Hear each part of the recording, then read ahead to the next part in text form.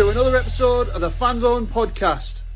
Your home for all things Bolton Wanderers, up the Trotters, the Northwest's #1 podcast. Good evening and welcome to another episode of the Fanzone podcast. Of course, tonight is episode 101, titled Time is Running Out. I'll let you all draw your own conclusion as to who and what that's referring to. But good evening, good afternoon, good morning, whatever time you're listening to this. Thank you very much to all the people joining us currently live in the chat. Greatly appreciate that. And of course, greatly appreciate the time, of course, of Chris, Dan, and Ben. Chris, how are we tonight? Living the dream, mate. Yeah. You? Been better? Oh, yeah. I'm sure we'll get into the reasons why. Still absolutely furious. Ben, how are you? I mean, as good as you can be, really. I've done everything I can to try and forget about it. Went out last night and then been out in the pub today. But, you know, there's only so much you can do to try and forget about it. But, yeah. You're right. As good as you can be. Yeah, no, absolutely. Dan, how are you, mate? Somber, mate. That's the mood, I think, at the moment. Somber. Even a wet afternoon at St. Anne's Beach doesn't overcome the humiliation yesterday.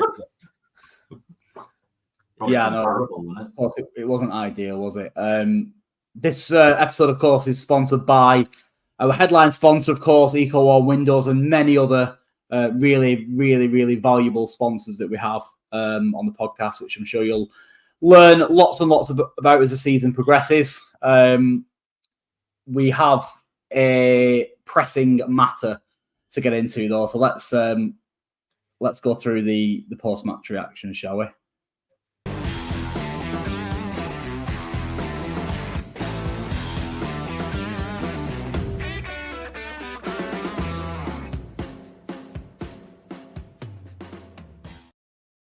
I'm going to have to do it, but of course, remind you all that Wanderers were beaten 4-0 yesterday at home to Huddersfield Town.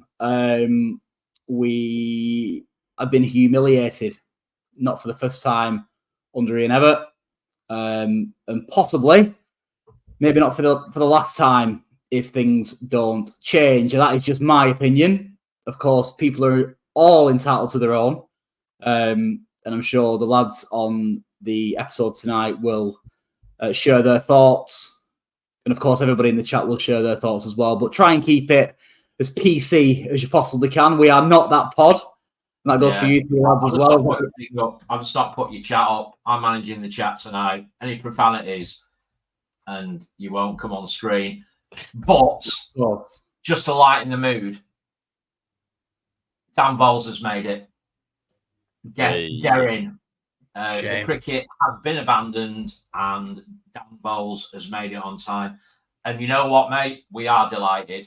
You better believe it. So, welcome. But none of that I told you so malarkey though, Dan, yeah? Yeah, let's not do that. Not saying that you will, Dan, particularly, but anybody. It's not about... It's not a... Which one? Put this PC... It's not a dick swinging contest to say, I was right all along.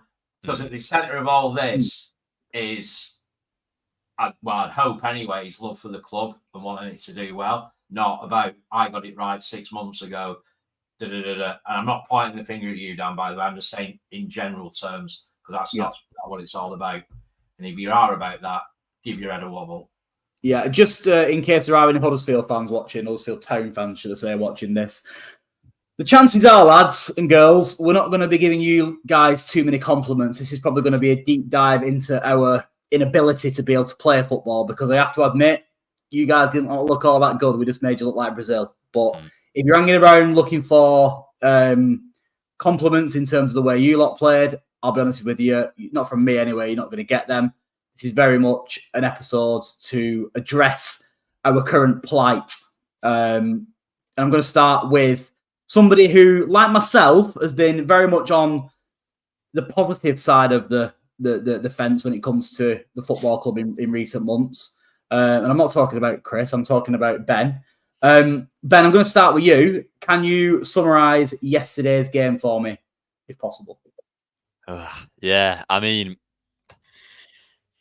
first half, it was a pretty nothing game, really. It was a bit of a lively start, and after that, it looked like two mediocre teams going at it, really. And then, obviously, just awful defending for that first goal. Just didn't get cleared by Dick as Coggy did it, and then low ball into the box. Dick not cleared at the near post, a header about 4 yards out. Maybe the keeper should do better. Maybe all three defenders should do better there. And then it's the worst possible thing going into half time, really. But I mean, the first half was basically every time we got a goal kick or the goal at Baxter's feet, it was they'd push players onto our centre halves. We'd go long up to Dion Giles on his own, and that's up against Michael Hellick, who's about 6'5". It's not going to work. And it just kept coming straight back at us. And half time 1-0 down after a pretty even first half. I'm not going to give credit to either team. I don't think it was a great first half. And then second half came out first 5 minutes. We had a couple of decent moves down the left-hand side. One where Dempsey got to the byline and didn't pick anyone out, same with Collins. And then, penalty that just wasn't a penalty. Look, at the end of the day, it didn't really matter because I was saying it to the lads in the chat, if that was a 1-0 game near the end and that was the penalty decision that decided the game, I'd be fuming, really, because it wasn't a penalty. But just on that, Ben, do you think that the referee's decision may have been influenced by a very, very similar incident in the first half? Well, I think the one in the first half wasn't a foul either way, and he gave it a foul to us. No. I think it was just a coming together. Both players were not really near the ball. I don't think it was a foul either way. Maybe that was on his mind. I don't know. It felt like to me, Farino just got in front of the man in between the ball. It wasn't really a foul, and he went over and gave a penalty. Look, whatever. Things happen like that. You have to deal with bad refereeing decisions. It happens all the time, doesn't it? And teams, both teams get them over the season. And after the 2-0, it was just embarrassing. That third goal was an absolute shambles, really, wasn't it? We had about 4 or 5 opportunities to clear it. Didn't clear our lines. And it falls to Ben Wiles, about 10 yards out open, and he slots in the bottom corner. And then the fourth goal was... Look, I mean, people will blame Everett for that's the way we want to play out the back. There is absolutely no footballing philosophy in the world where the keeper's got the ball with 3 opposition forwards in a box, and the manager's going, play it short there to our number 8 on the edge of the box. Good point. Tells you to do that. Even Pep Guardiola himself would just say, look, pump it up on, get rid of the ball, get rid of the danger. But Haaland scored yesterday from the long ball. Yeah, he did. Yeah. I mean, it was... Or in other words, a keeper clearing his lines. I thought, you know what?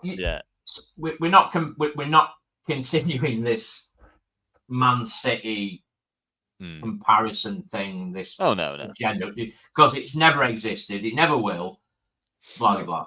However, one thing that I did notice yesterday is that against Brentford, Guardiola made 2 changes at half time and changed his system completely to accommodate what Brentford were doing. Because obviously Thomas Frank is a phenomenal strategist, but I think it even goes to show that the template that Ian Evatt is following, even that can be changed.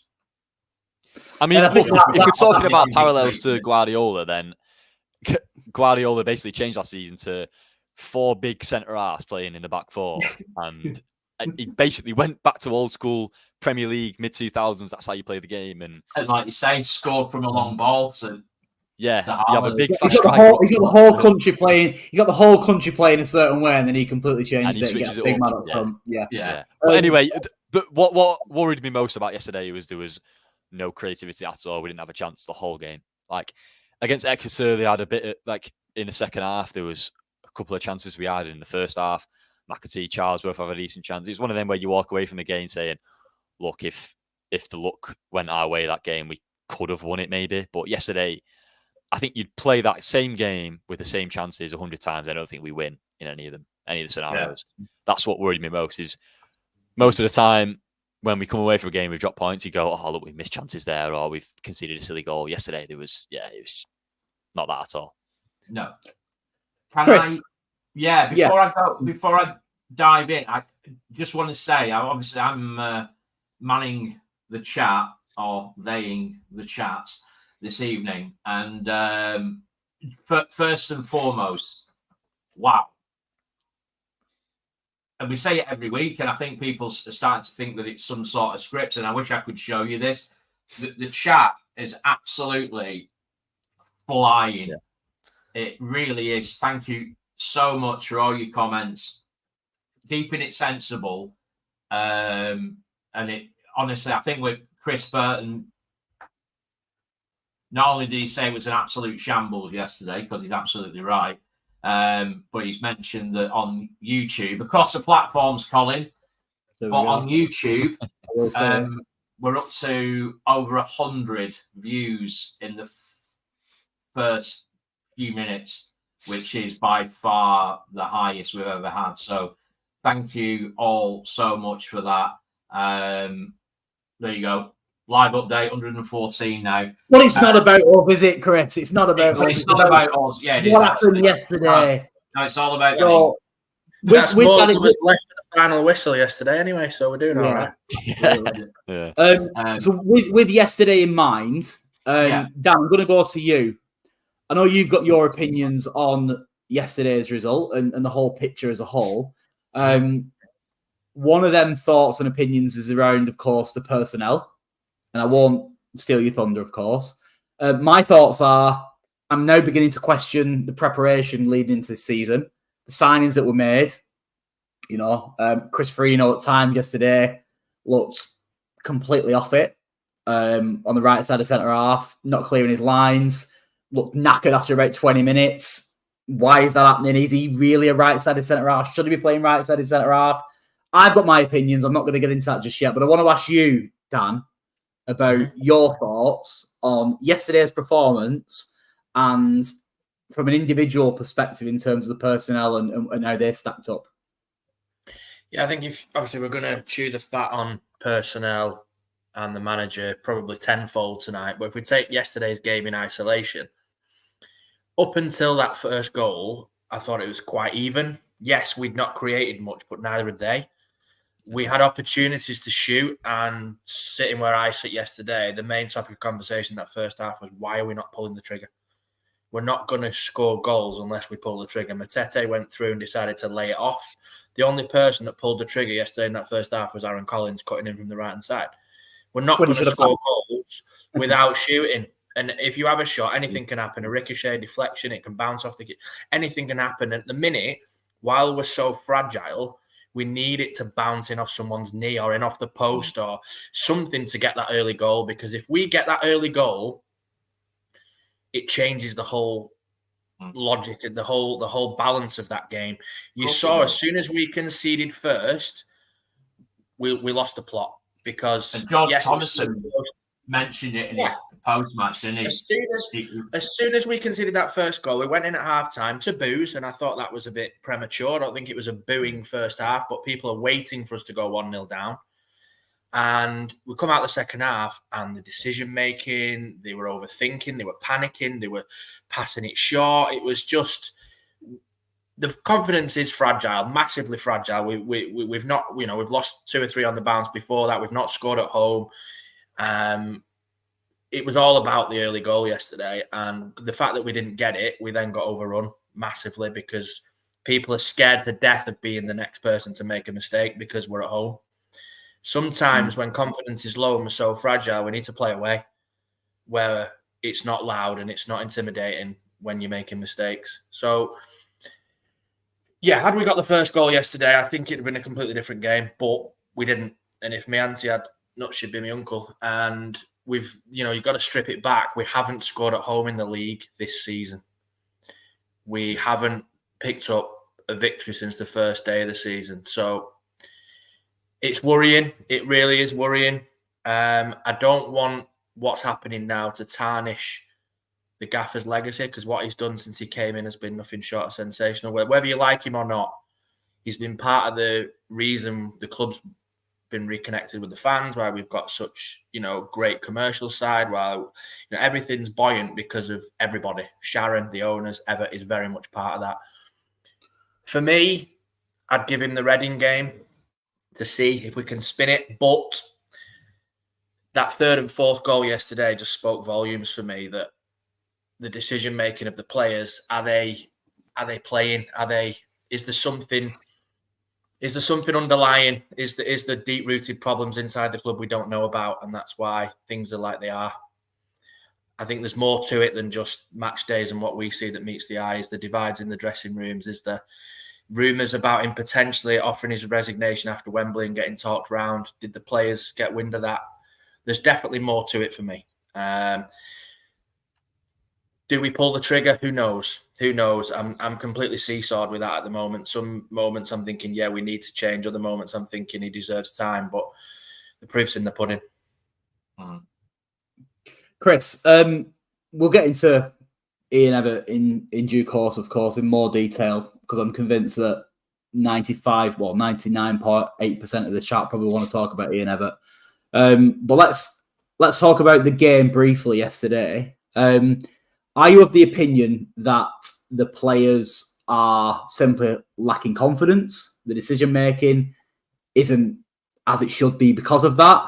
Or do you feel that we are just on the hide into nothing and we're ready to obviously needing a fresh voice and changing things up? We were devoid of everything yesterday. Confidence, definitely a big factor. An understanding of, and a lot of people have referred to it in the chat, an understanding of what each player's role was, not necessarily just other players, but themselves.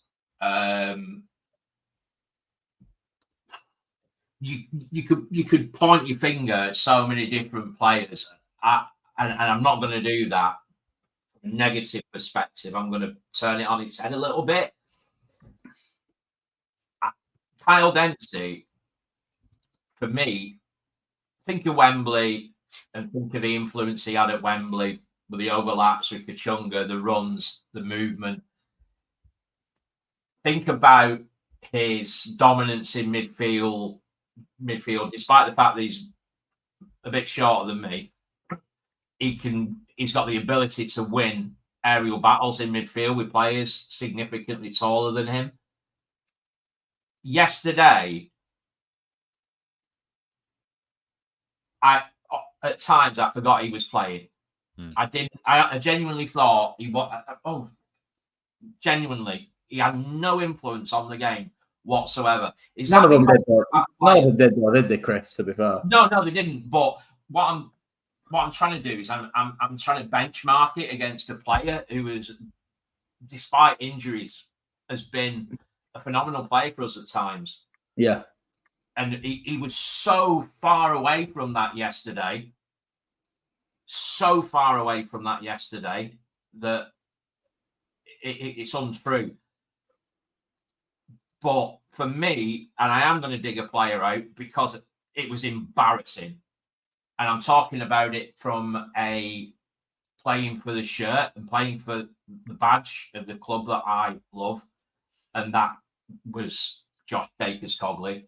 I just thought that performance, there were many players. You could struggle to pick out any players who were at a minimum expectation of performance. But that, for me, wow. I have never seen a performance like that. It was just mind-blowingly bad. It really, really was. And you know me, I won't dig out players, but that, wow. Someone explain to me what that was about.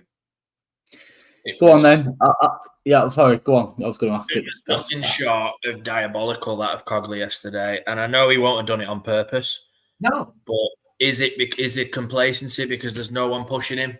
You know, Tutu's injured, Jones is still injured. But if that was me, I'd have hiked him off and put Randall on, even if you're playing someone out of position. Because yesterday, even in the first half at 0-0, he cuts inside. We break. He cuts inside and passes it straight to their centre midfielder in the back at us. And it was literally just turn in backwards. Scared to death. Again, it could be a confidence issue, but we could dig out Cogley, we can dig out Thomas, and we can dig out Dempsey. Charles, again, not interested. Baxter, that like Ben's alluded to, that fourth goal, I sat with my cousin and my uncle yesterday, and as soon as that fourth goal went in, we just laughed. That was like somebody at the FIFA that pressed the wrong button. Yeah. These performances are happening because they've got absolutely zero confidence. These players don't become bad players overnight. No, they don't all of a sudden stop playing and not knowing how to play the game. There's lack of confidence in every single area of the pitch. I agree with you entirely, but to play devil's advocate, are they playing for him? Have they given up? No. Like, do you know that interview yesterday on GMR driving home hurt me because I know how much he cares about the club and how much work he's put in and how much he wants to succeed. But to me, that interview yesterday is he's given up. He's literally given up. He's literally just stood there waiting for the bullet. He's literally waiting for it. And just bear with me, because I think we need to interject because by the looks of it, we've got Ian Everett in the chat. Ian, good evening. Congratulations on a phenomenal summer of health, looking absolutely fantastic. But Ian says it wasn't the players' fault or mine, it was your fault as a fans. You're so negative. Now, obviously, tongue-in-cheek, etc. And I don't encourage trolling, but I think the pertinent point is you were talking about the interview on GMI yesterday, Dan. That element of it is, for those who were teetering, I think that probably kicked them over the edge, because that comment is, well, we were talking about it before we came on air. We all know what happens when comments like that are made. It only goes one way. And that was diabolical. There's one thing about Bolton Wanderers you will always guarantee, whether they're negative, positive, indifferent, or whatever, they will always be there. And they've always been there. And they continue to be there. Really.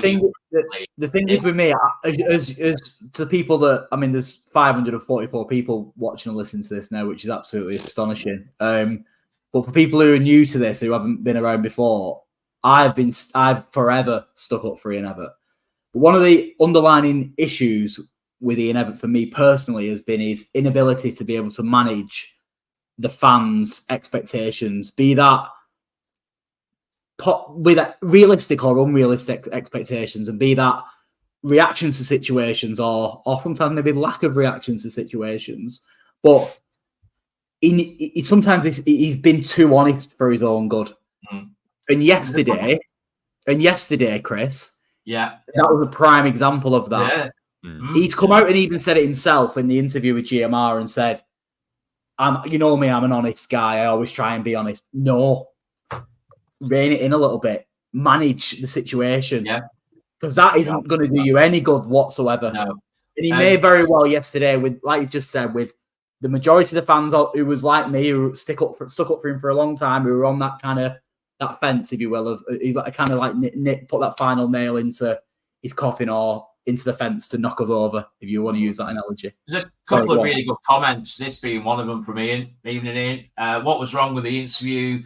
Was there not a big black cloud over the club all summer? Yeah, there was, definitely. Ian says he felt it. I definitely did. Yeah, 100%. And then we had what was seen to be a successful window in terms of new personnel, which buoyed a lot of supporters. And I think as well that the Orient result was needed. Was definitely needed, and the fans responded accordingly. I think there was another comment about. Let me see. Lee Cartwright says, "As fans, you should back your team through bad times, not just good." Absolutely, it is our role and responsibility as supporters. But if we're looking at roles and responsibilities, to see a team who I don't care what people say, that team yesterday did not play for that club and that shirt, and that bloke stood on the sideline. They were gutless, absolutely gutless to a man. So, no, you're right. That is our job. That's our role. We did. Every club has fair weather fans, as somebody's just commented, but with respect, there is also a strong nucleus of long-standing fans who've seen it worse. I think than as this. well, someone's mentioned it in the chat there. The last 3 home games, we've had virtually 70,000 bums on seats, and we've not scored a goal, and we've had 2 performances out of the 3 with Exeter and yesterday. That the performance was absolutely shambolic, and it is a results-driven business, and it sometimes irritates me that the buck stops at the manager because he can only do so much before they step over that white line. But the performances in the last 2 home games, especially by these players, needs highlighting, because I think for me, it's embarrassing. It's absolutely embarrassing. And he must stand there as the manager. Yes, all right, the buck stops with him, and fair enough, they're his players, he signed them, he picks the team, etc. But he must stand there and think, what on earth is this in front of me? He can only do so much. I just think the performances are just... But again, is it done intentionally between the players to almost force him out? We know player power rules football these days, and it's a shame because for me, I'd be hanging these players out to dry, but these are quite happy to hide behind it because they know that the manager takes the brunt of everything. Yeah. I don't personally think in this situation that it's players not playing for the manager, because for me, it's sort of like 70% of the squad that's been here for how many years that have looked like the likes of Santos, Jones, Thomason. They're not top League One players now if Ever doesn't come along and take him on have the last 4 or 5 years that we have done. And players like, Sheehan or Dacus Cogley or, I don't know, Mendes Gomez, we've got players out of League Two that we've turned them into, look, whatever we are now, over the last 3 or 4 seasons, we've been a good League One team. Well, have these players reached that level? Do you know what I mean? That's the thing. I don't like delving into our players playing for the manager, or is the mentality gone, or is there no confidence, because you never know what's going on in people's minds. But I don't see, and also there's 8 new signings there that they've signed forever, like 5 games ago. Why after 3 or 4 games do they just suddenly go, nah, that's it? Like, I mean, if that has happened, then that's really poor from the players. I don't think it's... To me, what's happened is Everett keeps going on about social media and stuff, and he says he don't look at it himself. I don't really believe that, to be honest. I think he's seen the end of last season and fans wanting a change of formation, even though the 3-5-2 has done us pretty well for 2.5 seasons, 2 seasons maybe. I think he's seen that and thought he needs a change, which I don't think was really necessary, to be honest. And we've changed start of the season, and we've just lacked the creativity out wide. Sorry, Ben. Sorry to interrupt you, mate. This is what comes back to what I said before about Ian Evatt and his ability to be able to manage the fans. He doesn't have it. An experienced manager, though, doesn't react to that situation. No, yeah, I agree. Yeah, he goes, look, I know what's best. I'll ignore what the fans on social media are saying. I think I know what should work for this club. I mean, and maybe the stubborn and arrogant comments have got to him, and he's changed it for that reason. Which, an experienced manager doesn't do that. He knows what he should do and ignores the noise around it. His inexperience does let him down, but equally his inexperience. Can we? Sorry, just a couple of bits. Looking at the chat.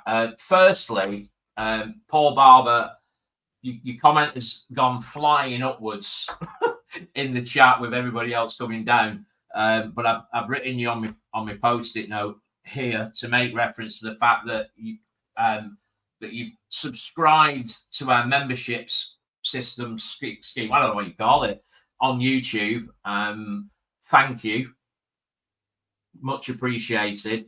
Also, I think I've had this on the screen for a little while now, and it's something that we spoke about pre-pod, which is a point raised by Ben. Not you, Ben, was it? No, I don't think it was Ben Timberlake. He's packing up his tent box. But Ben has said our performances dropped off significantly when assistant manager Sam Hurd left at Christmas, just before Christmas, whenever. So I know that this is something, Dan, that you spoke about earlier before we came on air. I'd just like to touch on that because obviously you also need to factor in another assistant manager coming in the form of Stephen Craney. But let's focus on the departure of Sam Hurd. Yeah, I think Hurdy has been instrumental to what the club and the team have done. It's no coincidence for me that him leaving has seen us deteriorate in terms of form. Other clubs, even on the biggest stage, Ferguson never won anything or was never as capable unless he had Queiroz or McLaren or Brian Kidd at the side of him. So, but again, Everett had the opportunity to bring somebody in and to bring in a coach that would almost enhance us. And I don't think bringing Stephen Craney in was that man. It just screams to me to be jobs for the boys. Owen Coyle did it with his mates and his brother-in-law that used to pick the kits up and the cones. It just screams jobs for the boys for me. And again, it's his decision. He brought him in thinking that he was the man to fill the gap left by Sam Hurd, and it's proven to be the wrong one. You know, people said it in the summer about changing the captain because is Rico a captain? I know Mr. Voiles will be much appreciative that I've brought this up because I know this is another conversation he likes to have. But for me, he should have changed that. Was this going for Liam Cooper, this ambitious attempt to bring in Liam Cooper in that didn't come off? Was he going to be our new captain? It just seems to me that more and more decisions now that are being made are the wrong ones in terms of recruitment over the last couple of windows. Haven't been as great as they were. Or you spin it on its head with the 3 windows lucky. And is this what we've become to expect now? Because it just doesn't we seem to be regressing in terms of recruitment, in terms of players we're bringing in. Can I just stop you there a second? Can I just stop you a second there very quickly? Sorry, I apologise. I've got to raise this point. The personnel that we have at our disposal for this level, and I'm not just saying this because I have a deep knowledge of the EFL in terms of players, because I don't, but I do little bits and pieces with Gab Sutton and Jake Tong from T-Lop and all the rest of the other lads as well. And I can assure you that them lads wax lyrical over the players that we have at our disposal as players at this level. So it ain't anything to do with it. Yeah, but they've known of these. A lot of them lads have known of these players a lot longer than we have. Yeah, and a lot longer before they put a Bolton shirt on. We haven't got bad players at this level, Dan. It's not the players. It's not the recruitment. It's not the players.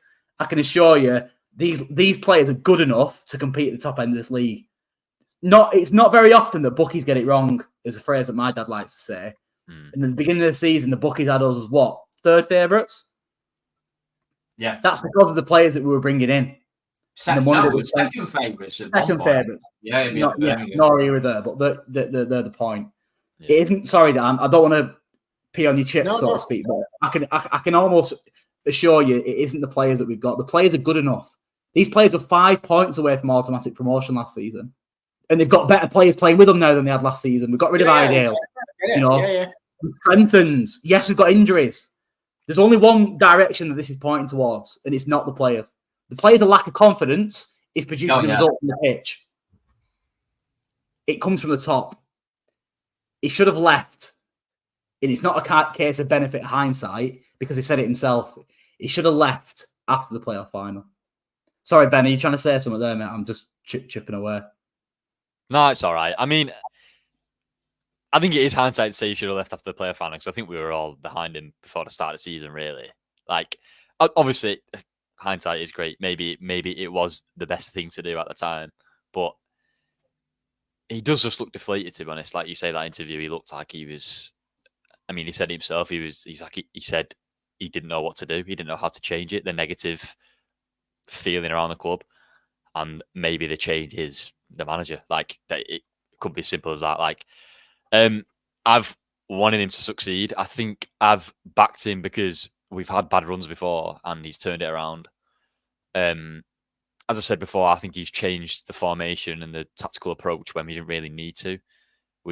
To me, we ended last season badly because we had bad injuries in the important areas of the pitch, in net, and bad injuries across the defence and up front. And the actual system didn't fail us that much, really, I don't think, until obviously the player final. The player final was awful. There's no excusing that. I think Des Buckingham just did it. And then this season, he's seen that and obviously seen, as I said before, seen social media and thought, yeah, we need a massive change. I don't think we needed to. As you said, this is a group of players that finished 5 points off the top 2 last season. It's not like we're a bad team. We're not a bad team. But I keep referencing. We've had bad results, but we're not a bad team. Of course, yeah. I keep going back to, I don't know, there's 6 or 7 games last season where I go, if just one thing changed in that game, we would have gone up last season. Like Derby away, look, I know we keep saying it. I'm pointing out that the margins between us going up last season and now being in the Championship to us right now is not that different. The squad and the players, I think you're right. It has to go down to the manager right now. And there's not, whether anyone thinks he should stay or not. I personally think if it was football played behind closed doors, like in his first season, he'd get probably another month and see how it goes, because it's him and the players on the pitch and that's it. But when you've got 20,000 fans there, when 90% of them think his time is up, I don't know how long that can last for. It's untenable, isn't it? Yeah, that's the word. That's the word, untenable. Very much reminded me of the Gary Megson kind of era yesterday. That the grass isn't always greener on the other side, as we found out with Owen Coyle shortly after Gary Megson. But I think this is a segment that we do need to do, because we have very, very, very, very, very important sponsorships agreements that we need to adhere to. But it's time for Fanzone Man of the Match, sponsored by High Heat.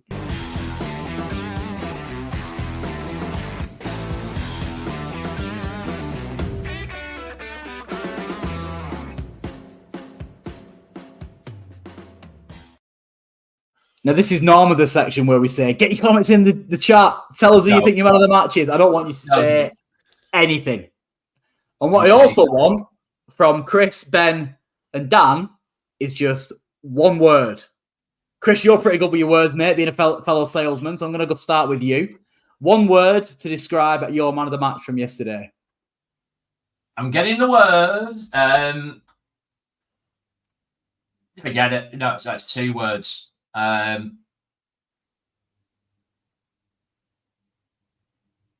Pass. Ben. That's my one word. That's it. Pass. Well, you can use that in many different contexts. Pass as in I'm not answering the question. That's more than one word, Chris. Yeah. No, I'm going to break it as well. I'm sorry. No one deserves man of the match yesterday, but in terms of a player that I think will be more important this season, we think now, I'm going to go Matete. Yeah. Dan, best of last part. Ironic, actually, that when I left yesterday, I did think that Chris Farino had a decent game, as did Toll, as did Santos, and then you look up at the scoreboard and it's like, hang on a minute. No. Yeah. Go on, Dan. Only 2 players for me came out of it with any kind of credit yesterday, and there's not much of it, but any kind of credit, and that was Matete that Ben said. I think he's going to absolutely walk this league if he gets going and gets a decent run. And Farino, I thought Farino was superb. Definitely slotted in on the right side of defence, and just think that up until that penalty that he gave away where his confidence was shot, I thought he did a very, very good job. Farino should have. Yeah, Mark and David mentioned it earlier with Farino, and I think Cole, you nodded in recognition of this, the fact that he was playing for St. Lucia a few days ago. I'm not sure if they were home or away, but it was a transatlantic flight. Brave move. They were. He cost us the first goal. He should have kicked the lead into the stand before he crossed the ball. He just tried shepherding him out, and he should have just took him out and booted him into the stand, and we'd have gone in at half. We'd have gone in at half time 0-0. But he was only there because his mate Cogley was leaving him exposed again.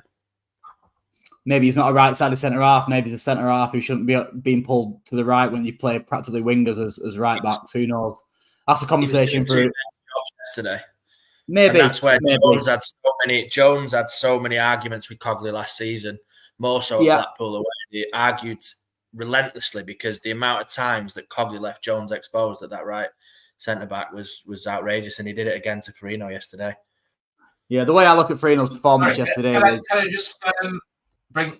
Hugh, welcome again. You're here every week. It's lovely to have you on board. Hugh is a fan of a different football club. I believe he's a fan of Wigan Athletic. Hugh, just so you know, bearing in mind you're here every week, we do have a subscription program, which is relatively cheap. How much is it? Price of a couple of pies, I reckon. There you go. Mate, you're more than welcome. But good evening. Great result yesterday, by the way. God, you spent your Sunday evening with us. In fact, I've been to Galloway's in recent weeks. It's pretty expensive there. A lot cheaper than Galloway's pies. There are other pie shops available, may I say. Yeah. Man of the match for me was absolutely nobody. So my one word was zilch. Pathetic. Absolutely pathetic. Right, let's look ahead to this weekend's game against Reading now. And maybe an opportunity for you to get yourself a brew, possibly. Probably speaking.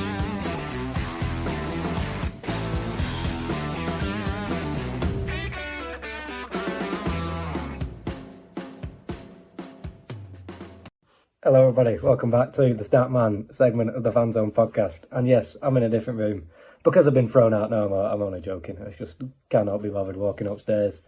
The segment is, of course, sponsored by the wonderful Jen Louise Salmon. Thank you very much for that. She is a local mortgage and protection broker. So if you're getting a gaff, call her up, to put it simply. But yeah, thank you very much for that. And let's move. Let's forget about the game. Hey, you don't want it. You don't want to talk about it because you're already crying inside for the rest of the podcast, I assume. So let's just move on. You're playing Reading next Saturday. I'm sure you're aware. On my birthday, actually, but yeah, who cares about that? Who knows who's going to be in charge? So we'll sack off the tactics board just for this week because, you know, there might not be much point. They've got 7 points from the first games. They've drawn and lost away from home so far in the 2 games they played away. So that's promising. But is anything promising right now? Probably not. Sorry, this is quite depressing. They've scored 5 goals and they're underperforming their XG by 1.3. Well, that's nothing compared to you, is it? No, I will stop taking charge. You know, I'll calm it down.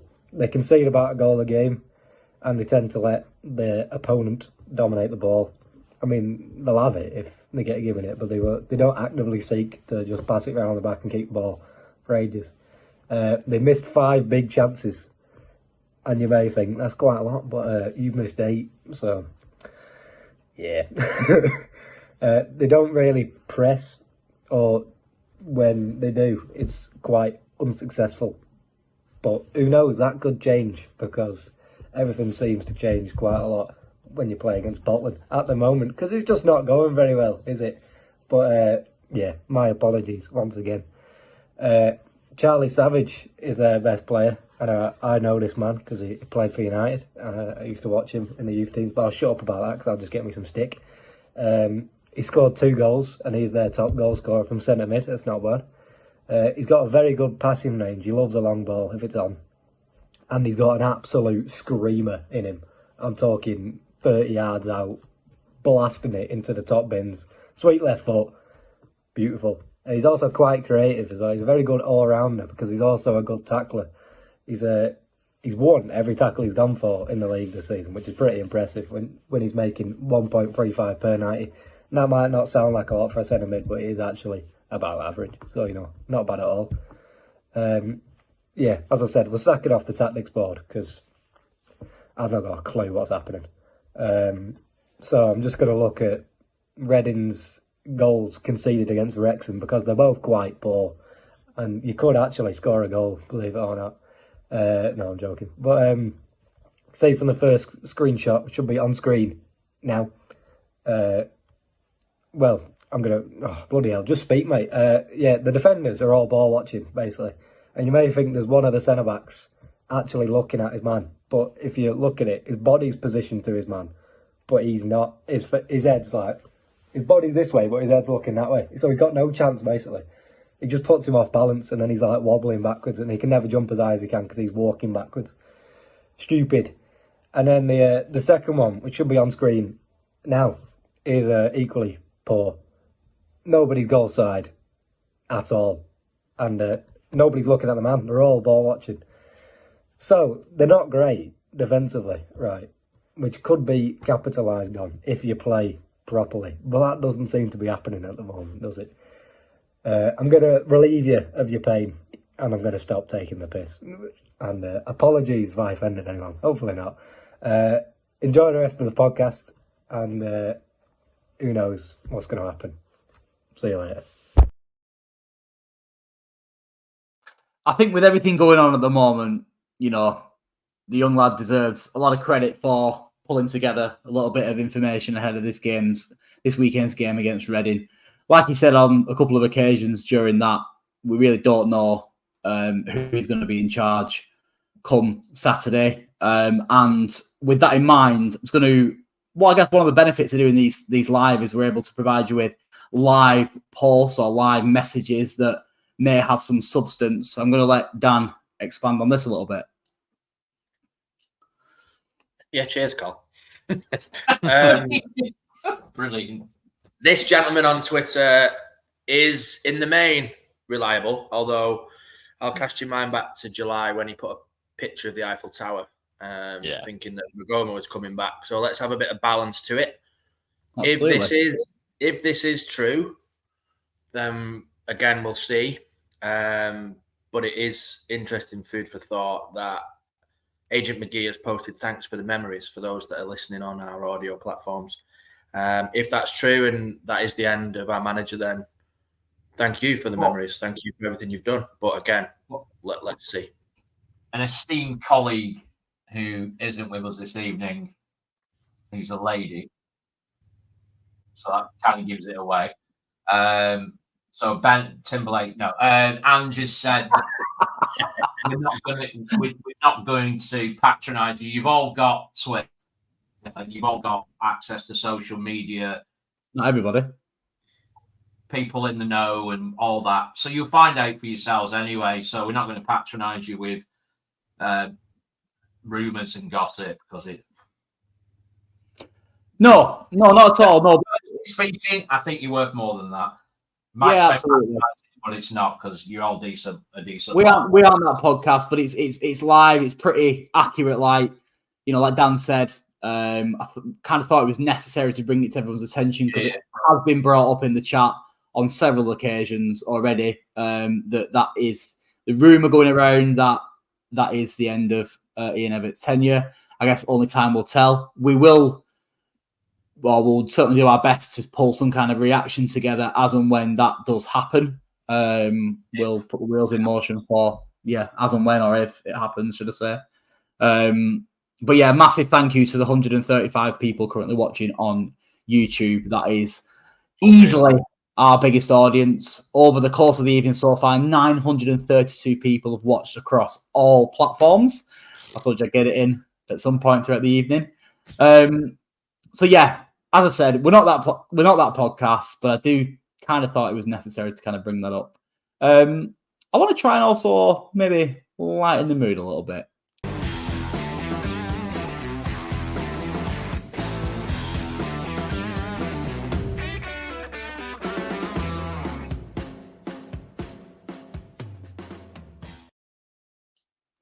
Cole's catch of the week, I guess, is becoming more of posts of the week. And there's a few posts on screen that I want to kind of draw people's attention to.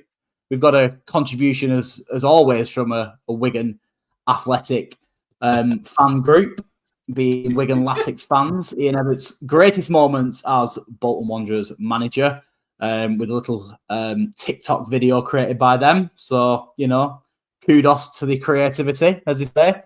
Lads, is there anything on screen that's tickled you lads at any point over the course of the last few days? I'm impressed by Derek that he's got to 99 watching Bolton every week, to be fair. I think that's Yeah, that's a about it. special one. That I wanted to kind of bring that to everyone's attention. So Derek, and this has been several people across X have asked us to kind of reference Derek. He turned 99 years old recently. He goes to every single game, and he has done since the post World War II. We'll suspect that will be, and can get this man's recognition for he deserves for his 99 years of support of Bolton Wanderers Football Club. So, on behalf of myself and everybody, Massive podcast, round and of course, I'm sure everybody in the chat as well. Happy birthday, Derek! And Belated before Brandon says it, no, I didn't. I wasn't in the same class as him. You were a year below, weren't you? Yeah. No, yeah. So happy birthday, Derek! Absolutely phenomenal, Derek. Yeah. As a podcast that's a fan of an algorithm, and I am as an individual, I guess, but algorithm throwing up this beauty by Lewis93_ was Mark Isles saying a lovely afternoon for football, big crowd expected, what could possibly spoil such a joyous feeling. And then straight underneath, Bolton Wanderers official somehow jumped on that particular algorithm post and said, "Go for Huddersfield, 4-0 on 80 minutes." That tickled me. Yeah. It tickled a lot of other people as well. It'd be interesting, actually, because obviously you read his content and listen to his podcasts and what have you. That a lot of, he is quite tongue in cheek with a lot of his stuff, is Mark. Yeah. And did he know? Did he know? What did he know that we were I going to didn't think he knew we were going to lose 4-0, did he? I know about He 4-0, did. but yeah. Yeah, absolutely. You know, There's been a big darts event on over the weekend. I think it was straight after the match yesterday. I think the darts were live down. I think it was in London, was it? I'm not clued up on darts, so I do apologise. But some Wanderers fans have managed to throw together some signs saying "Sack Ever out." So I'm sure that was hot off the press following yesterday's defeat. And finally, Jackie Boy Allen on X, sacked in the morning, chanted by our own fans, is one of the most embarrassing things I've ever seen at this grounds. Difficult one, that. There's been a lot of embarrassing stuff over the years. But I kind of see where he's coming from. Wasn't ideal. Plenty of people in that response as asking the question as to why, really. Can't honestly be happy with that performance or form in 2024, Jack has put. And there were several other comments underneath that. What are your thoughts on that? Dan, I'm going to ask you if you don't mind. What are your thoughts on that chant yesterday afternoon? Yeah, obviously from the Huddersfield fans, it was deafening, wasn't it? And I think for Everett to hear that, we know he's a very sensitive character who reads, watches social media. We know that. So to hear that and then our own fans jump on the back of it was probably another nail in his coffin. His reaction at the final whistle, jacket off straight down the tunnel, again, spoke massive volumes. And we've done it, haven't we? We've been at grounds where we've sung it, so we can't criticise it. It's part and parcel of the banter of away fans. We've seen enough managers off. You know, more so Lee Johnson. I think we've had him fired from his last 4 jobs, haven't we? The last time he's played us. So it's part and parcel of the game. You know, you're getting humbled 4-0 at home. And hearing the away fans singing "Sacked in the morning" when there's a virtually full stand of them is pretty deafening. And it's justified, isn't it? Do you know what I mean? We've not scored at home all season. We've won 13 games out of 41 since January. The stats speak for themselves. And I think for me, in a lot of my views and thoughts on it, there's quite a lot of sentiment for me given the last 4 years. But we need to look at the here and now, don't we? And is it time for again? It's that pendulum swinging again. 10 minutes. You're swinging, aren't you? You're swinging. Totally, and I think it's sentiment again. But again, being part of the reading the chat and being part of this tonight, we all have a common goal, don't we? And I think, but we haven't discussed it. Who do you bring in to replace him? Who is out there? I'm pretty sure, and I'm not sure what. I'm not sure. I don't want to stop Chris's fan focus coming into play, but I'm pretty sure there's going to be an element of that involved in the fan focus. So I do feel that once we've elaborated on Chris's comments, just come on screen in a second. We do move on to the fan focus in a second. What's Chris saying, Chris? So I'm not putting this up because he's our sponsor, but he is our sponsor. But I think it's a really good point, and I think it puts a lot of what we've spoke about tonight into context and just sort of puts it neatly together. Yeah. Chris says, I really wanted it to work with Ever. I really did. I'm gutted it looks like to be ending like this. There's absolutely no way it can continue, though. No chance. And I think that comes back to the untenable comment earlier. We have seen some phenomenal moments. Obviously, people will go on about Papa John's and stuff like that and blah, blah, blah. And some people will say, well, he's only beaten teams like Port Vale and he's only beaten teams. Well, guess what? He can't beat Barcelona because we don't play them every week. So you're going to struggle there, aren't you? You can only beat what's put in front of you. So we've had some great moments. And I think what Chris is saying there is absolutely right.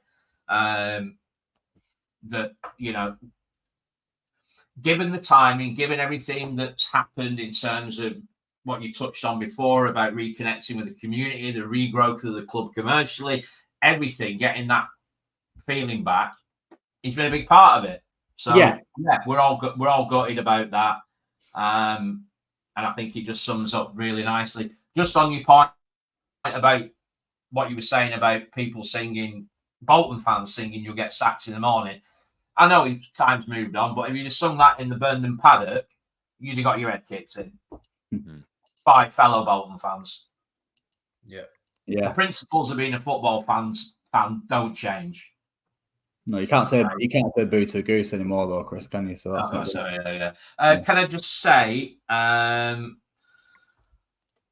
blimey! I tell you what, I've got messages coming in from all angles here. Can we just say a big thank you to David for his contribution a little earlier to the kitty? Thank you very much, David Jones. Thank you very much.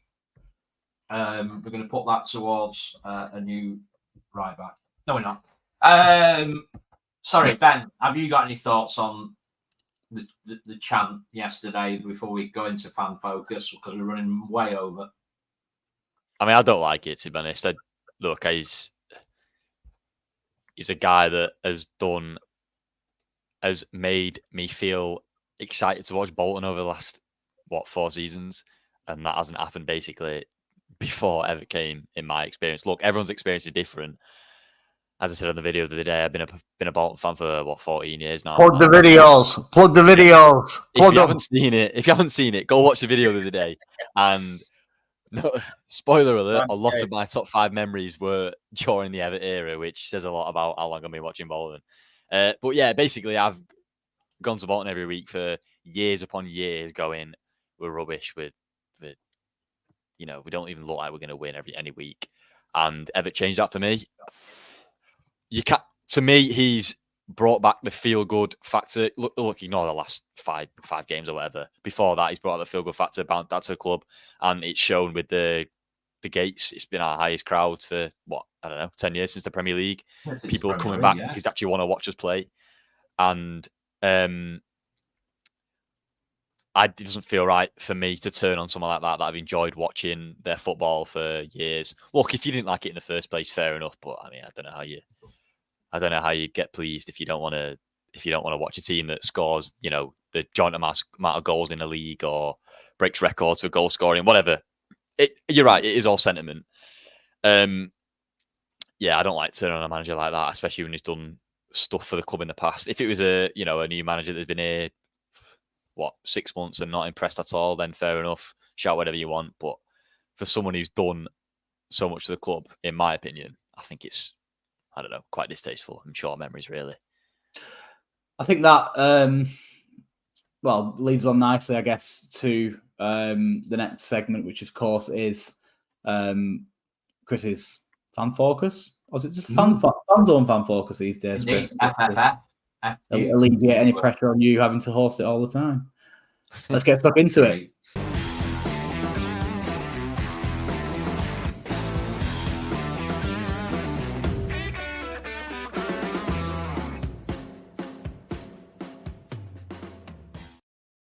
Get your popcorn ready, everybody. Get your popcorn ready.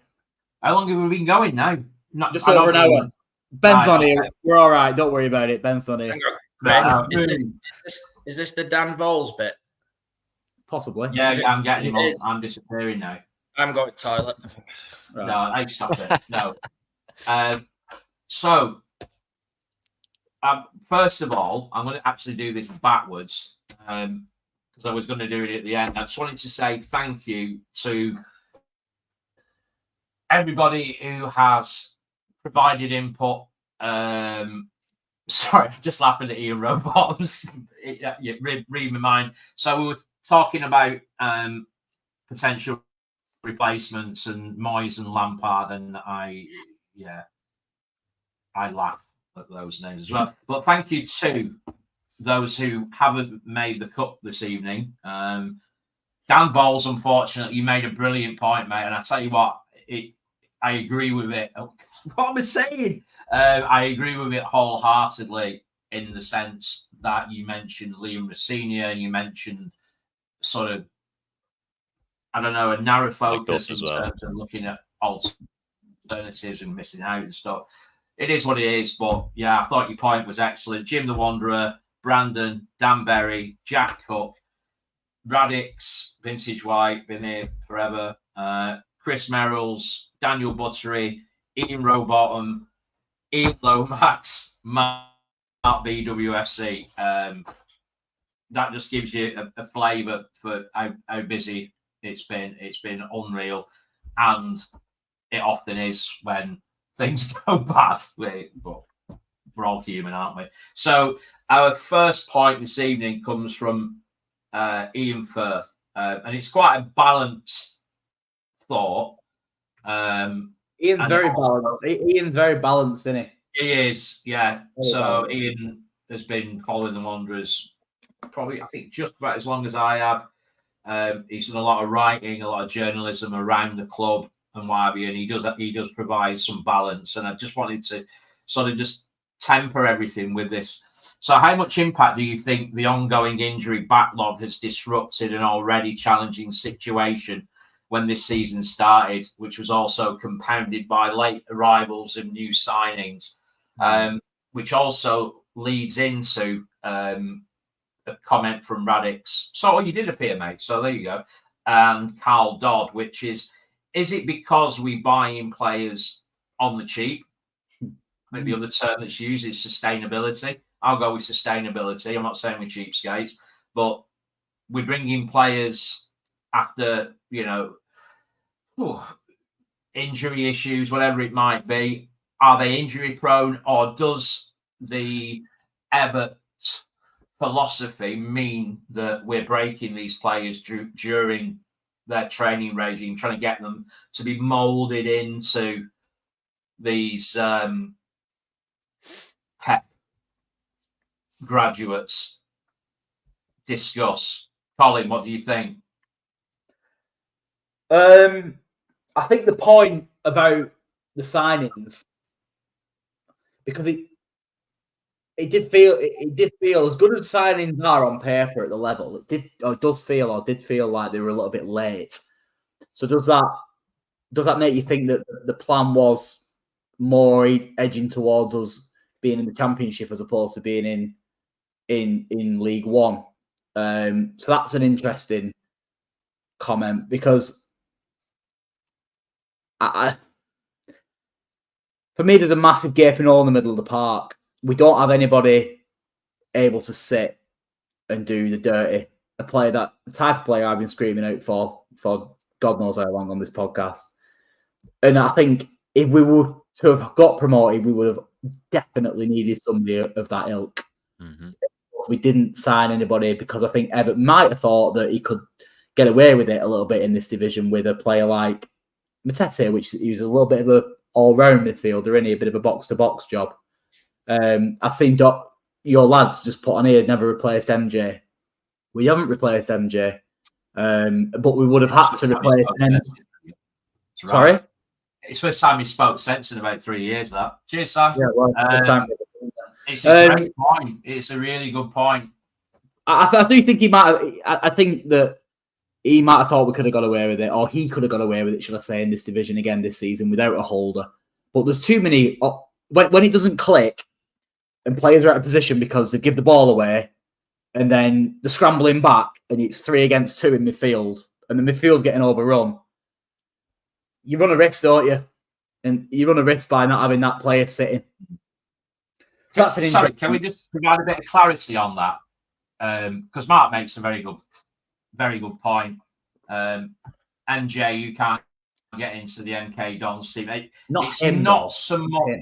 Yeah, no, it's not. It's not. Oh, we should have kept MJ. It's we should have got someone in that mold who is better, who would contribute. Hence, we never replaced him because he did. He didn't. You're absolutely right. He did need to go at the time. He wasn't good enough for the standard. He just needed someone who was him but better. Yeah. Correct. Yeah, exactly. So it's that role, isn't it? It's that. Yeah. I mean, Chris, Ben and Dan and you to be in on it, and you'll back me up on this. I've been saying that we've needed someone in the centre of the park for I can't even remember how long. Yeah. Someone mentioned Livermore would have been perfect free agent. Someone like him. I'd rather more for ages. Yeah, even if he's overweight, get him in there, sat there, holding, doing nothing but breaking up play and giving it to the better players in front of him who can create a little bit. Not better players, but more agile players on the offensive and stuff.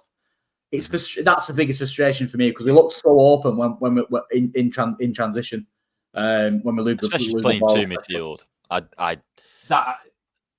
Somebody mentioned it earlier, and apologies if I can't remember who it was. But there's been so many comments that this new system, you're nullifying the ability and the strengths of probably, definitely for me, 2 of our most integral players, which are Dion Charles and Josh Sheehan, from a creative goal-scoring threat perspective. This new system. You'd have somebody sitting in though, free up Sheehan. Yeah, no, absolutely. It just yesterday, and I noticed it. I've noticed it at Charlton. I noticed it against Exeter. Little bits against Orient. It was kind of tempered by the fact that Arfield sat in there. Whether he played well or whether he played badly, whatever, that's not a question. It's just an from a positional point of view. But yesterday against Exeter, just a thought. There's just huge gulfs of space, pockets. Lolos, I'm pretty sure he can play centre. He is just play centre midfielder, can he? Yeah. So maybe that was a signing possibly for Everett to get somebody in who's bit of box to box in that kind of 10 and 8 role, who can maybe do a bit of both, but. Out of possession, he sits in a little bit. Listen, I play Football Manager. I ain't an expert by any stretch of the imagination. Believe you me, but all I can go off is what I can see in front of me. There's too many gaps in the centre of the park, and it's been like that for a long time. It's madness. It's madness. I'm not going to send this around the room. What I'll do is I'll use the points and then. Because I'm just conscious of time, even though HR's not here, we do need to stay as close to the hour as we can. 1,214 people have watched this tonight. Yeah, I've had eyes on this podcast. Yeah. Absolutely. I can imagine a lot of that is rival fans enjoying seeing the demise of us, but yeah, probably. I have to say that anyway. I found a lot of. Sorry, I forgot your name because I'm Colin. No, Hugh. Me. I think it's been quite interesting because I know that Hugh, because he's a Wigan fan, he gets a load of grief on Twitter and what have you. And I'm not here to talk about Wigan, but I just find that it's quite interesting that some of his points. For the audio listeners who are Wigan fans, Chris. Yeah, Hugh says, I think I feel like if Everett didn't make as many outlandish comments that he always does, I feel that at least may have mitigated a minority of the backlash. You know what? I think that's spot on. He can be extremely Marmite in that respect. And Cole, you mentioned it earlier. he is. But one thing that you can say about Ian Evatt is that he is honest in his in his comments, possibly too honest. Which may come from I wonder if or even when or as and when he leaves this role and he gets another job in 6 months' time, whether he do the same thing again. And I can guarantee he wouldn't be as outspoken as and that's part of the issue with us. We're a huge football club at this level who've got a massive amount of expectation, and we've got a rookie manager learning on the job. Yeah, I think this is another valid comment, that don't be dismissive of these, because obviously a lot of people use them against him. But Ma makes a good comment to counter that. So a lot of those comments probably gave us a belief in that first season that actually took us from 19th in January to promotion out of League Two. Yeah. And those people who say it's only promotion out of League Two, what do you expect them to do? Yeah. So anyway. Next one is from Luke Robinson.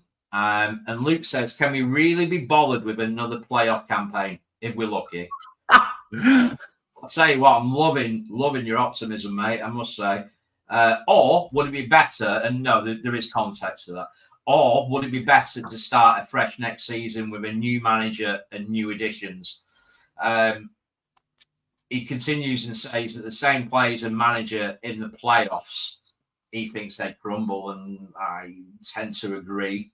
But what I want to do is talk about a comment that links into that from somebody who isn't with us this evening. They're not dead. They just don't tune in. But it was a comment from a Bolton fan called Bertie Moores on Twitter last night, who says that Bolton have spent 4 years recruiting and heavily drilling players to fit a specific style of play. Players signed to fit an Evatt system. There just isn't the wherewithal to actually do anything else when it doesn't work. No aces, no ingenuity, no grit or flexibility. And as I mentioned last night, I think to you, Cole, it's just a posh way of saying we have no plan B. But when you actually articulate it in the right way and actually put something behind it to give it credibility, I think that's a really good point, and it links in really well to Luke's point about where do we go from here? Is it a fresh start? Colin, you mentioned it. Do we rip up the rule book and da-da-da-da-da? So I'm going to throw this to young Ben, because obviously, your thoughts. I think probably you're the last one to sort of fall off the fence in terms of Evatt. I think, look, if he was to go and we look for a new manager, I think as you say, we've recruited to play a certain way. I mean, he even said it himself yesterday. People shouting to go play long without the physicality for that. Look, I think that's a flaw in recruitment to not have someone you can change to like that. But that's the reality. We don't have that until at least January. We don't have the options to go 2 big men up top or something, or we have to try and play a similar way, I think, even if we get someone else in. I think you recruit for so long to play a certain way, and the club has the vision of how we want to play and how we want to go up the leagues. I think we get a manager in a similar mould. I don't think that will please some people because they'll see it as like an Evatt 2.0, and look, if Evatt's not done it, why would he do it? But a more adaptable Evatt, basically. I think. I know, Colin, you've said about someone you want someone with experience above the division. I'm not sure if that's as important, in my opinion, to be honest. I don't know. I feel like you see it all the time. We play it with managers dropping down the leagues, and they usually drop down for a reason. That have succeeded, say, 4 or 5 years ago, higher up the leagues, and their style of play or their managerial techniques have kind of gone off, for want of a better phrase. The reason for that, sorry Ben, just quickly to expand, the reason why I say that is because I think we're very unique as a football club at this level in terms of the demands of the fan base on the manager. And so many times over Ian Everett's tenure, he's got away with it because he produced the results 9 times out of 10 on the pitch. But the things he says and the way in which he manages himself in relation to how he manages that against the fan base doesn't work at a football club like us. When he was appointed, we were in League Two. We just come out of administration. We were rebuilding, completely different ball game. Yeah, there's pressures on this football club week in, week out. I remind the other Ben in the chat the other day, and I think, with all due respect to your generation, I think it's forgotten a lot of the time because of the fact that you've had such a poor recent experience of us in these crappy divisions. No, it's a fair point. But we're Bolton Wanderers Football Club. We should not be in this division. So we need a figurehead at our football club who understands that and who understands how to manage a football club's expectations, rightly or wrongly, high or not expectations, but also manage upwards as well. Because another flaw, in my opinion, of Ian Everett in his tenure at the club has been his inability to be able to manage higher and tell the leaders in the football club and the business, bugger off. Basically, I'm not playing the strong side in these stupid pizza trophies. I want to get us promoted. I'm resting the players. I'm taking a $5,000 hit or whatever it is. Like that the other week, play against Barrow, playing a strong side against them. That's absolutely ludicrous thing to do.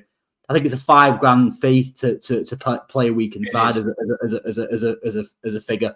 Pay it. Tell the owners I'm not asked about it, that competition. I can't afford any more injuries. What happens if we'd have got 2 or 3 key vital injuries in that competition? Do you get what I mean? Well, we did. Austin Tucci's up 6 weeks. How much is he going to be getting paid over 6 weeks not playing? Probably more than $5,000. Obviously, wasn't it? There you go. Them type of decisions that we as a football club are having to play in them stupid competitions because we're in this stupid league. Poor decision You don't get that with a proper manager. It's damned if you do, damned if you don't know. Because I've spoken to people and I agree with the strong side against Barrow. We needed them players didn't deserve time off, but equally we needed a win. We needed confidence. We needed minutes in players. And for me, coming back from 1-0 down against Barrow, hindsight now, we've just been hammered 4-0 at home to Huddersfield. But after that game, spinning a 1-0 into a 2-1. With 3-2, with 3 of our main players that needed goals, scoring goals, going into a break onto the training pitch should have proved to be the right decision. If we'd have won yesterday, you probably would have backed that, but we didn't. We got hammered yesterday, so you can spin it again. Yes, but for Collins, Dempsey, and McAtee to all score was 3 big ticks in a box for me, and I thought it was the right thing. All that tells you is he's lost it. He's lost it with the players. Yeah, because before the game yesterday, I was stood in a little order with people I'd go and watch with, and we said that every time we have an international break or there is a gap in fixtures, we always come out of the blocks firing, and all of us thought we'd have turned Huddersfield over yesterday. So this is a really good point from S. Smith. And I've not really looked at it from this perspective. I've looked at it from Collins and Dan's perspective. It's either, get the side I'm on, which is basically forget it now. We've done it. We've ticked that box. We've gone to Wembley. We've got some silverware in the cabinet. Pack it in. Get rid. And obviously Dan's comment as well. But this is, I think, added to your take on it, Dan, or from who you've spoken to. From S. Smith 572. What annoyed me more is that he didn't test out a different formation against Barrow. That's the first time I've heard that mentioned, and I think it's a very, very valid point that if you are going to take that risk, is to change it, to look at a different way of playing. You're playing a team. Well, not essentially. You are playing a team in a league lower than you, who are. He's tried a new formation though, hasn't he, Chris? He's tried playing 1 up front and 2 behind. And then yesterday, second half, he went 2 up front, 1 behind. Yeah. He's put him central midfield and Carl Dempsey on the right wing. centre forwards in Aaron Collins on the left wing. He's lost it. Yeah. He doesn't know why his head's gone. He's the interview again, to come back to that interview on GMR, he was asked the question, where do you go? How do you change it? I don't know. He's gone. His heart's gone. His heart's gone. That seems like a resignation. It is. It's not. Really, I don't know that. Because I want to just close off with this now because I'm just conscious of time. This is from Matthew, and I'm going to put it to you, Dan. Can ever actually reset and go back to basics to rebuild the squad confidence, or is he too set in his ways and views about how football should be played, whether it works or not? So I think in terms of a reset and a changing the squad, if you think he's going to turn up next week and play, sit in a low block and play counter-attacking football and play direct, that's not going to happen. He'd never do that. I don't think so. If it means in terms of changing the formation back to it was a year ago where we were a great team, maybe. I don't think he'll change and be Sam Allardyce overnight. I don't think any manager would do that, really. Just a complete flip on your fundamentals as a manager. I don't think it comes down to his mindset now. If his head has gone like we think he has, and he's on the verge of going or walking, or his heart's not in it, then he'll just do the same thing again next week. But if he wants to spin this round, he's got a big week to make some big decisions, some decisions that'll be the biggest decisions of his managerial career. And that is removing players from the side that need to be removed from the side, no matter what they are, what armbands they wear, what positions they play, how long they've been at the club. That spine of the team yesterday was shocking, and he needs to rip that out and take a new approach, shall we say. The formation doesn't necessarily need to change, but he needs to change the heart of that team if he wants to. Because if he does, and we beat Reading, we could go on a run of the next 5 or 6 games before we play Birmingham. You're absolutely right, Dan. You're absolutely right, mate. But he's had 2 weeks. We've had an international break. And he went into yesterday's game dropping last season's player of the season in Josh Sheehan. It still didn't work. He's gone. Josh Sheehan's been found out for me. Josh Sheehan is a shadow of the player he was last year. And I think that's a lot of the managers formation. watched that playoff final and see how he got nullified and thought, we'll just do the same thing. Yeah, one up front with 2 behind that suits Sheehan because it isolates him. That's why he's been off it. And his lack of confidence doesn't help either. But then, rumours of rifts in the dressing room and Sheehan standing up to speak and all that. Who knows? But there's a lot more a lot more behind it than recent results for me. And if he values this job and he wants to carry on and he wants to turn this around, it's a huge week in Ian Nevert's managerial career of making some big decisions. If he doesn't, and he's a beaten man, which I think he is, then he will just go out without a whimper.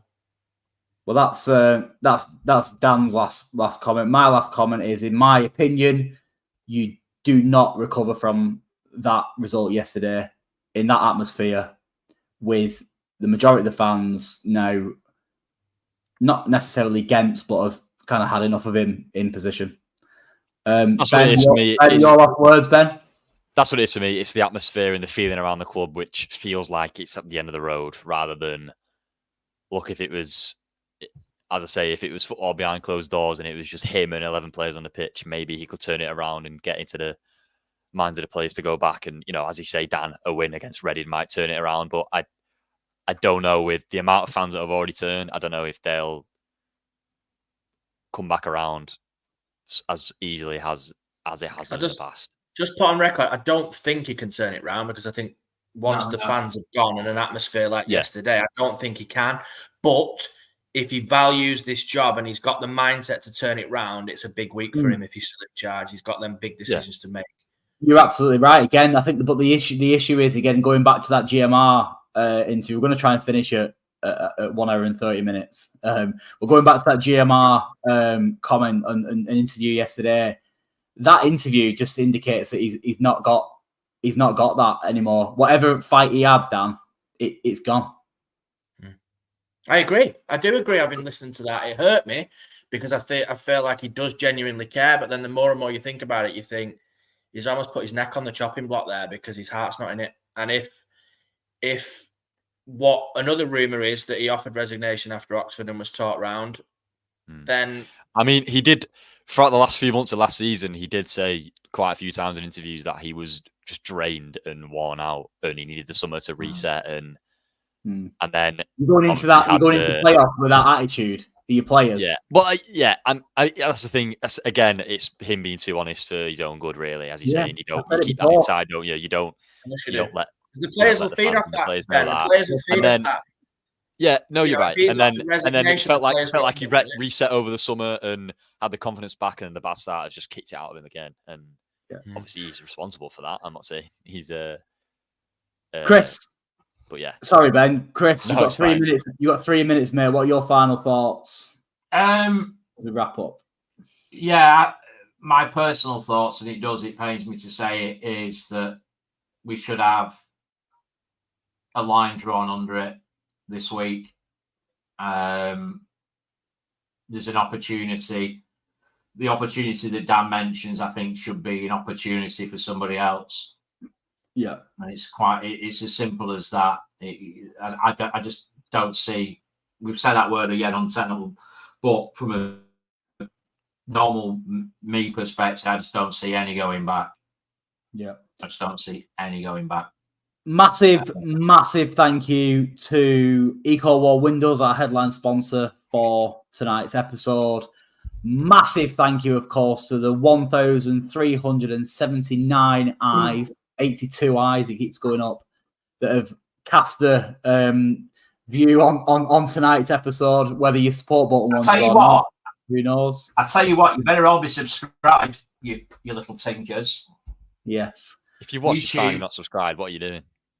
Yeah. If you've watched this far and you've enjoyed, check out the last couple of videos we've released over the last few days. Absolutely. And there's more videos to come as well. We've put some additional content together, hopefully for you guys and girls to enjoy. Well, thank you very much for joining us tonight. It's been an absolute pleasure. We will try and react to any news this week as and when it does happen. So keep your eyes peeled for that. Have a lovely week. Try and relax as best you can. And let's go into the Reading game, hopefully, and get 3 points. Have a good evening, everybody. Thanks for joining us.